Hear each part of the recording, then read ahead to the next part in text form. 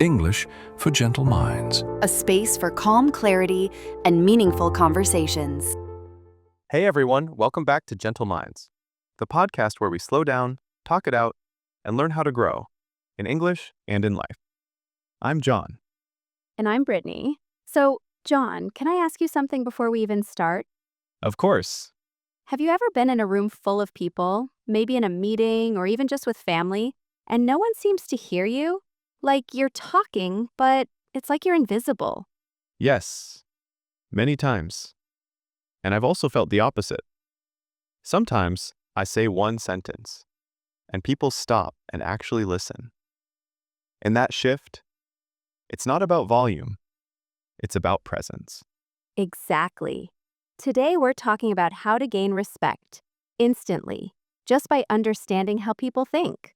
And it's not about being fake or acting tough. It's about how you show up, how you use your voice, your body, and your words. And it turns out there are simple ways to do that. No tricks, just clear, quiet confidence. You don't need a big title. You don't need perfect English. You don't even need to be loud. You just need to understand people and how we respond to each other. Today's episode is built around this one big question. How can we earn respect without trying to prove ourselves? Because let's be honest, some people try so hard. They talk a lot. They list their achievements. They use big words. And instead of getting more respect, people tune out. Or worse, they feel pushed. And when people feel pushed, they resist. That's a problem in relationships, in jobs, in classrooms. But what if the answer is actually quieter? What if gaining respect comes not from adding more, but doing less? That's the twist. That's what we're exploring today. There are 7 little things you can do. They don't cost money, and you don't need to change who you are. But when you use them, something shifts. People listen. They look at you differently. They remember what you said. They ask for your thoughts. In this episode of Gentle Minds, we're walking through each of those 7 ideas, with real stories and real examples. Some are simple, like pausing before you speak. Others are about how you move your body or how you ask for advice. But each one has a reason, a psychological reason, why it works. We'll also talk about how these ideas help if you're learning English. Because sometimes it's not what you say, it's how you say it. And I'm going to be honest, we might not agree on everything in here. Some ideas feel super powerful. Others, I have questions. Which is why we're here. To think out loud, to disagree, and to practice better English. One good idea at a time. So stay with us, because this conversation could change how people respond to you today, even if you only try one thing. So, let's start with the first idea, silence. Now that may sound strange. How can being quiet help you get more respect? That's exactly what I thought. I mean, growing up in my house, if you didn't talk fast, someone else jumped in and took over. Silence wasn't power. Silence meant you lost your turn. I get that. But here's what's interesting. Most people are uncomfortable with silence. They rush to fill it. But if you can sit with it, even for 2 seconds, it shows calm. It shows control. So you're saying if I pause before I talk, it makes me look confident? Yes. And not just look, you feel it too. My younger sister Emily used to get so nervous in meetings. She'd talk too fast and people would miss her point. But then she started pausing. Before answering a question, she'd breathe, count 1, 2 in her head, and then speak. What happened? People leaned in. They waited. It was like she suddenly had presence. Okay, that makes sense. I remember doing a team project in college. My friend Malika, she was quiet, but every time she did speak, everyone stopped. She never rushed. She just landed her words. And you could feel the room shift. Exactly. That's the point. Let your words land. Say what you mean, and then stop. Don't fill the space. Let it sit. That actually feels powerful, but it also feels hard, especially if you're nervous. It is hard. but that's what makes it powerful. All right, number 2, the Benjamin Franklin effect. You'll have to explain this one to me. Okay, so this idea is kind of backwards. It says, if you ask someone for a small favor, like advice or help, they actually like you more afterward. Wait, what? I always thought asking for help made you look weak. Me too. But no, it creates investment. When someone helps you, their brain says, I must like this person. I just helped them. So it's like borrowing their belief in you? Yes. For example, my cousin Diego was new at his job and wanted to build a good relationship with his manager. So instead of trying to impress her, he asked, do you have one quick tip for running better meetings? Just that. Short, respectful. And what happened? She gave him a tip. And from that day on, she included him more. She felt like a mentor to him. And he didn't fake anything. He just showed respect. That's actually genius. I did that without knowing once. I asked my brother for help on choosing a microphone for this podcast, and he started treating me like I was serious, like I was professional. Exactly. Asking creates connection. You're not bothering people. You're giving them a chance to feel helpful. And that builds trust. Okay, I'm liking this already. What's next? The third one is mirror and match, but not in a creepy way. Oh no, this sounds like something my little cousin does when she copies me just to annoy me.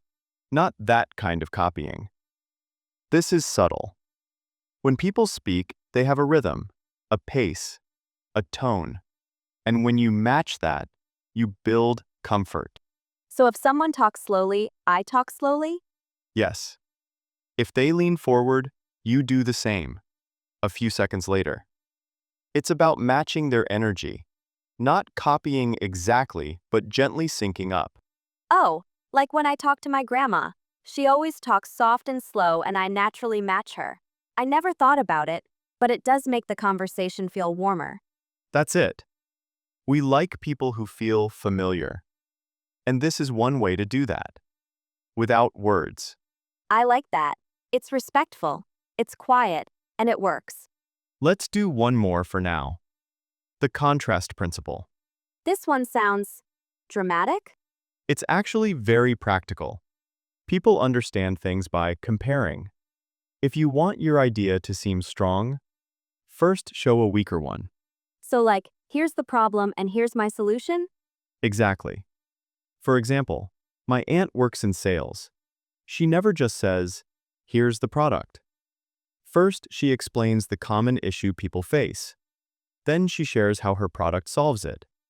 Suddenly, her offer seems stronger, even if it's simple.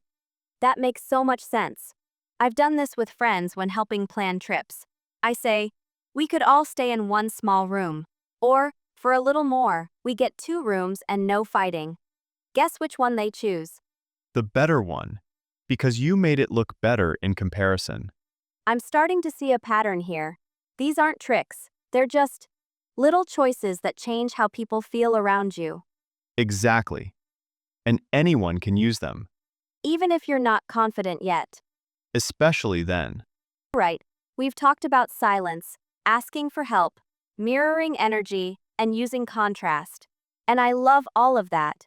But can we talk about something else for a second? Sure, what's on your mind? I'm thinking about our listeners who are learning English. I mean, these ideas, they're great for confidence, but they also seem really useful for improving how you speak English, right? Totally. These principles aren't just for psychology.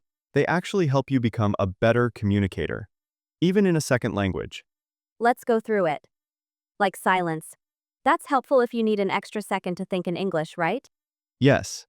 That small pause gives your brain time to catch up. You're not rushing. You're not panicking. And in that space, you can find the right words.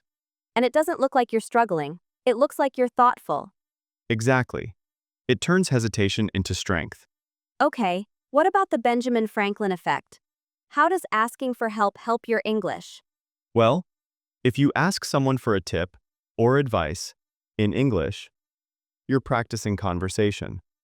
You're learning real phrases, and people are usually happy to respond with something helpful. Yeah, and because they feel good helping you, they're more likely to keep talking with you. So you're building relationships and your vocabulary. Right. And the more those little conversations happen, the more patterns your brain starts to notice. What about mirroring? This one's great. If someone's speaking slowly and you match their pace, you understand better. You listen closer. And that rhythm helps you practice how natural English sounds. Oh, and matching tone. That helps with sounding more fluent, right? Because you're not just translating. You're connecting. Exactly. You're learning the music of the language, not just the words. I love that. The music of the language. And finally, contrast. Even if your vocabulary is small, you can use contrast to make your point stronger. Like saying, this is hard, but this way is easier. Simple words, big effect. And you sound clear and confident, even with just a few sentences. That's what it's all about. Using what you know, with confidence, and letting your tone and presence carry the rest. So, if you're learning English right now, don't worry about sounding perfect. Try using silence. Try asking a short question. Try listening closely and matching energy. And every time you do that, you're training your brain. You're getting better at both language and connection. Which is pretty amazing, because sometimes the best way to learn English is by learning people. That's well said. Right. So now let's slow things down and really look at the kind of vocabulary that came up during this episode, especially the stuff that helps in everyday life. Yeah, and we're not just talking about big fancy words. We're looking at the kind of English that real people use, the kind that helps you speak more naturally. So, one word that came up a lot is pause. It's short but powerful. When you pause before speaking, it adds weight. You can also say take a pause or give it a pause. Yeah, and connected to that is let your words land. That's more of a phrase. It means after you speak, don't rush to add more. Just stop and let people think about what you said. It's almost like a dancer hitting their final move. You stop, you hold, you let the moment sit. Exactly. Another one that stood out to me was mirror and match. Those are two verbs. To mirror someone means to reflect their behavior or movement. To match means to go along with it. Like if someone crosses their arms and you do it too, but gently after a moment. That's mirroring.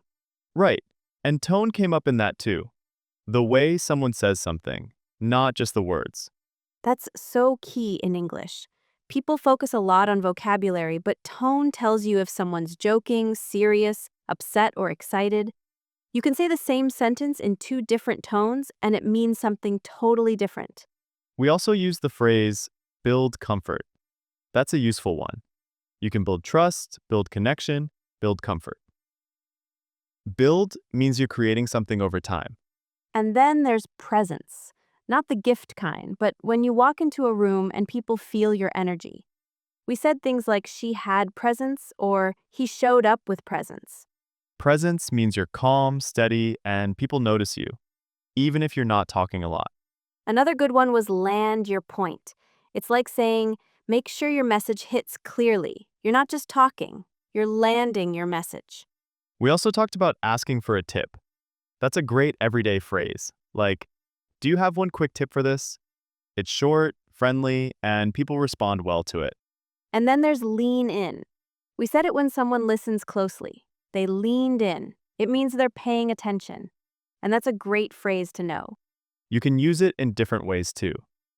He leaned into the conversation, or even, I'm leaning into learning English this month. It gives this sense of focus, like you're really choosing to engage. One more, show up. We kept saying how you show up. It means how you behave, how you carry yourself. It's not about arriving. It's about your attitude when you're there. So true. You don't just walk into the room. You show up with presence or calm or care.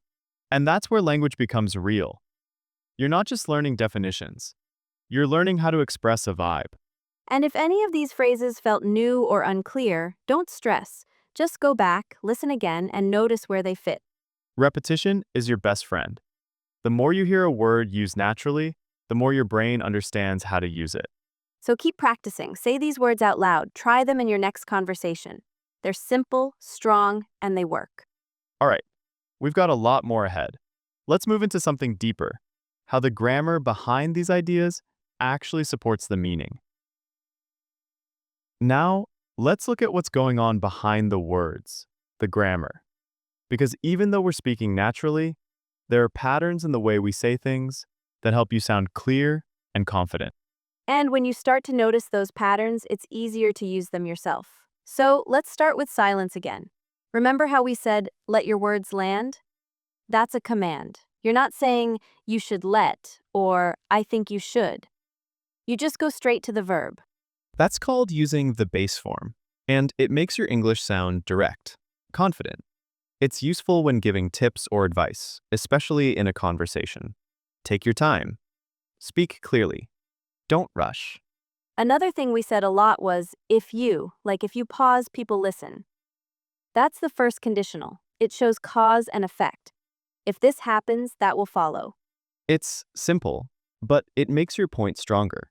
If you match their pace, they feel more comfortable. If you show up calm, people trust you. You're not just talking, you're explaining how people respond. And when you use those sentences with people, you shift focus off yourself. That's useful when you're nervous. You're not saying, I have to do this. You're saying, here's how things work. That's powerful. We also heard the word can a lot, like you can pause, you can ask for advice. That's a modal verb. It shows ability or possibility. It softens things, but still gives guidance. And should came up too, but we used it carefully, like you should pause before you speak. It's advice, not pressure. Exactly. There's a difference between you must do this and you should try this. That tone matters, especially if you're learning. It invites curiosity. We also used let a few times, like let your message land or let people speak. That structure is casual but very common. You're giving permission or space. It's a way to sound relaxed but clear. And we didn't use big tenses. Most of our stories used simple past. He asked for advice. She paused. They leaned in. That keeps things easy to follow. But we also switched into present when making general points, like people respond to calm. Respect builds through presence. That shift helps when you want to talk about a truth, not just one story. So, if you're listening and trying to improve your grammar, focus less on memorizing rules and more on noticing how patterns feel. Because the more you listen, the more you hear those chunks. If you wait, people listen. You can ask. Let your words land. That's the grammar that sticks. And every time you hear it, you're training your brain to speak more clearly and more naturally. So don't worry about getting it perfect. Just start using what you hear and trust the pattern. Coming up, we're going to take those same phrases and show you where to use them in real life, at work, in conversations, even in new situations. All right, we've covered the ideas, the words, and the grammar. Now let's talk about when to actually use these things in real life. Because knowing something is one thing, but using it at the right moment, that's where the magic happens. Exactly. This section is all about mental framing, thinking in situations like when you walk into a meeting, or you're about to speak in class, or you're texting someone you don't know very well. Let's go back to that silence idea. When would you use that?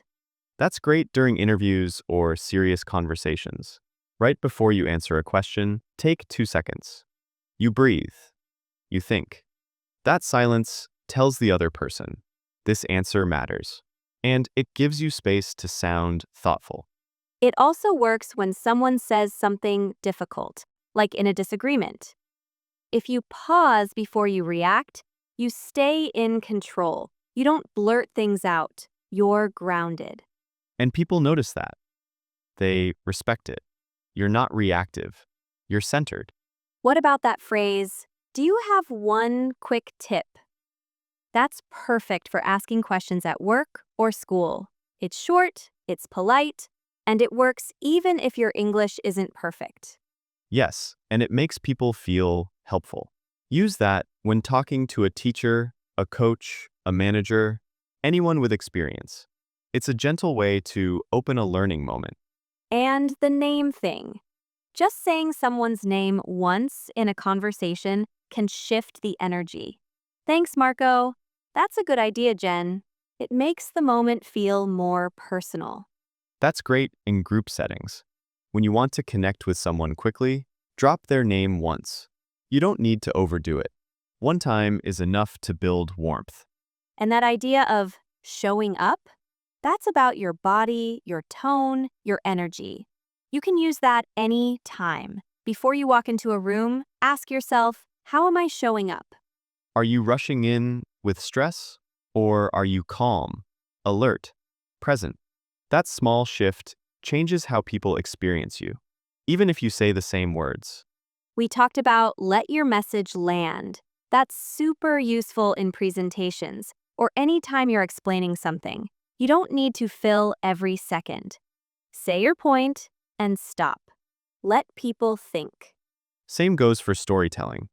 You don't have to be dramatic. Just pause in the right places. It gives weight to your words. One of my favorites is lean in. I use that when I want to focus. Like if I'm meeting someone new and they're nervous, I lean in a little, not too much, and it says, I'm here. I'm listening. That's so good. And it works both ways. If you see someone leaning in, that's a cue to keep going. It means they're engaged. So these phrases aren't just grammar, they're tools. You can try them in small ways. Like next time you're in a conversation, try one of these. Pause. Say someone's name. Ask for a quick tip. Match someone's tone. Say something, then stop. And as you do, notice how people react. You'll start to feel the difference.